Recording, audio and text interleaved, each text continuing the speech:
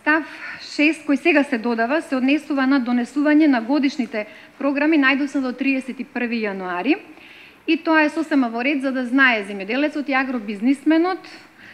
според програмата што ќе произведува. Сериозна програма всушност треба и да насочи преку мерките за субвенционирање и што да се произведува.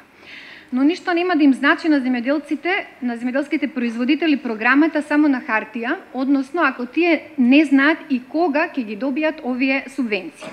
Токму затоа предлагаме додавање на нов став 7 кој гласи: во годишната програма за финансиска поддршка во земјоделството се дефинира рок на исплата на поддршката во зависност од видот на мерката.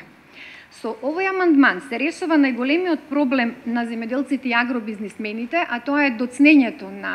на субвенциите, односно им се излегува во пресред на сите земјоделци и агробизнисмени кои што се вклучени во агросекторот, а тоа е навремената исплата на субвенциите. Знаеме дека согласно членот 61, директните исплати на субвенциите се најкасно до 30 јуни и тоа е согласно европските правила. Повторно ќе речам, и тоа е во ред, доколку исплатата на субвенциите се врши во текот на целата година, а не да се оставаат, како што е сега случај, најголемиот дел од земјоделците да ги добиваат субвенциите пред истекот на крајниот законски рок, односно со задоцнување од речиси една година. Иако и премиерот и вие и министрите излегоа и кажаа дека субвенциите за 2011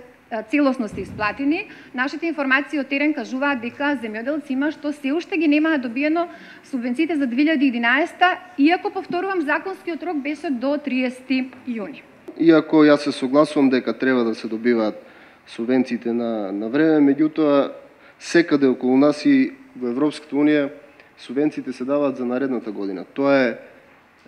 например, еве сега ќе пријават, ќе завршат со пријавувањето, потоа треба да излезе инспекторатот да провери дали е вистина тоа што пријавиле, да се исконтролира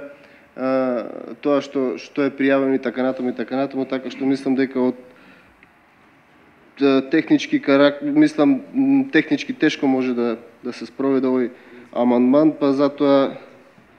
амандманот не е прифатлив. Ме разочаравте за тоа што еве и јавно признавте пред земјоделците дека не сте тие да ги добиваат субвенциите на време. Јас морам да кажам дека актуелните случувања во јавноста, ова